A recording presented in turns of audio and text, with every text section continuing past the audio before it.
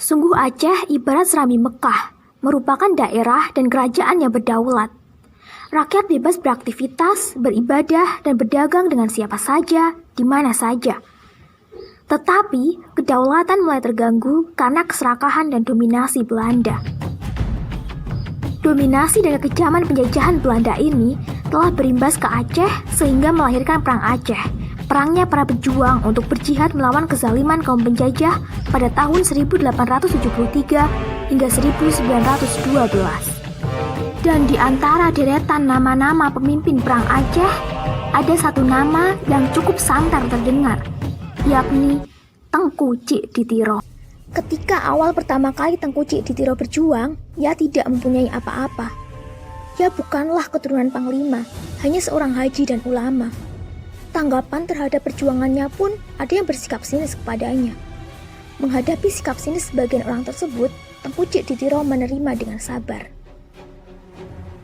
Usaha pertama yang dilakukannya adalah membangkitkan semangat para pejuang dan mengumpulkan para pejuang dalam satu kesatuan yang kokoh yang tidak dapat dipecah belah.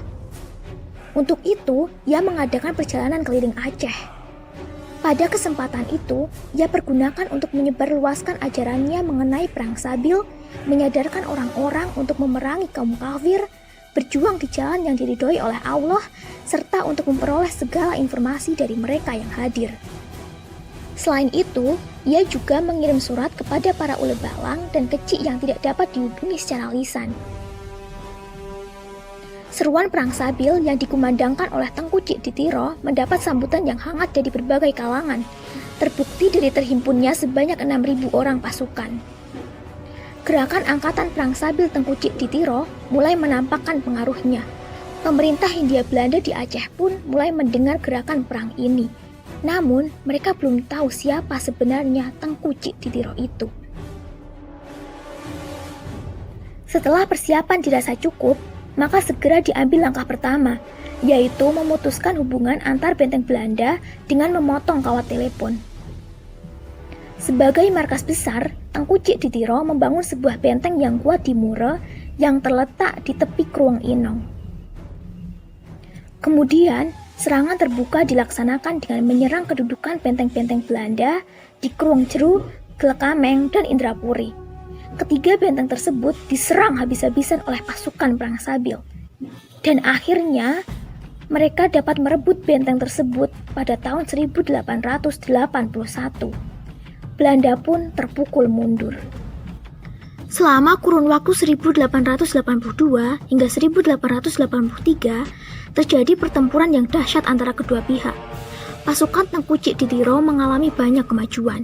Beberapa benteng dapat direbutnya dari Belanda, seperti benteng di Krueng Raja dan Kaju.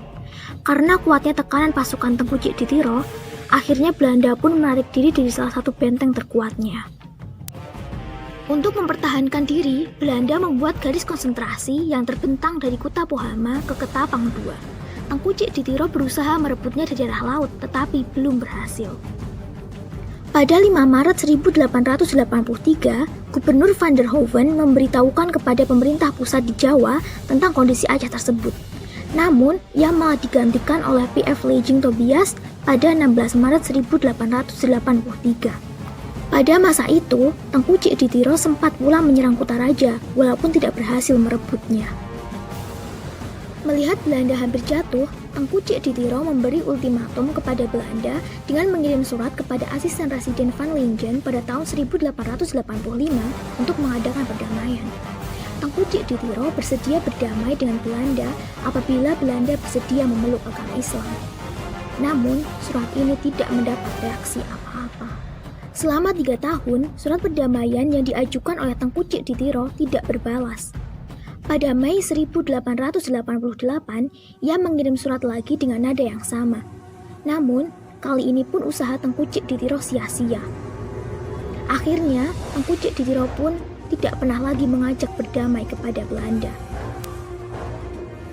Sejak kegagalan Tengku Cik Ditiro mengajak damai Belanda, telah berlangsung pertempuran di berbagai tempat. Dari pertempuran-pertempuran ini, tidak tahu berapa kerugian yang jatuh di pihak Belanda. Tidak ada angka pasti. Selama Gubernur Van Teijin berkuasa, Belanda mempergunakan strategi wait and see, yaitu menunggu sampai keadaan berubah. Kenyataannya, strategi ini hasilnya jauh dari harapan. Belanda sering terpukul mundur pada banyak pertempuran. Akhirnya, untuk mengimbangi pasukan Aceh, Belanda membentuk satu korps tentara baru yang disebut Korps Marsous di bawah pimpinan J. Noden pada tanggal 2 April 1890. Walaupun Belanda membentuk Korps Marsous, Tengku Cik Ditiro terus bertempur melawan Belanda. Tidak kurang dahsyatnya dibanding tahun-tahun sebelumnya. Semangat pasukan pun tidak pernah pupus menghadapi Belanda. Mengetahui bahwa jiwa perang Sabil adalah Tengku Cik Ditiro, maka Belanda berusaha membunuh ulama ini. Belanda kembali mempergunakan siasat adu domba. Salah seorang bangsawan yang berambisi menjadi Panglima Sagi diperalat untuk membunuh ulama tersebut. Tengku Cik Ditiro diundang ke Tui Silemeng dan di dalam benteng itu, ulama ini diberi makanan beracun. Tengku Cik Ditiro kemudian jatuh sakit. Pada tanggal 25 Januari 1891, ulama ini wafat di Anak Galong. Perjuangannya diteruskan oleh anak-anaknya yang lain.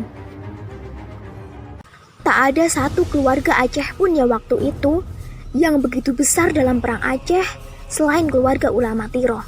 Dan tidak pula ada keluarga Aceh lainnya yang meneruskan perjuangan sampai kepada titik darah penghabisan selain keluarga itu.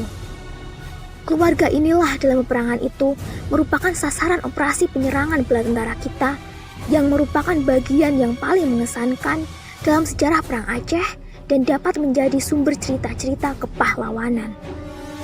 Ungkap Zen Graf mendeskripsikan betapa hebatnya keluarga ulama yang satu ini.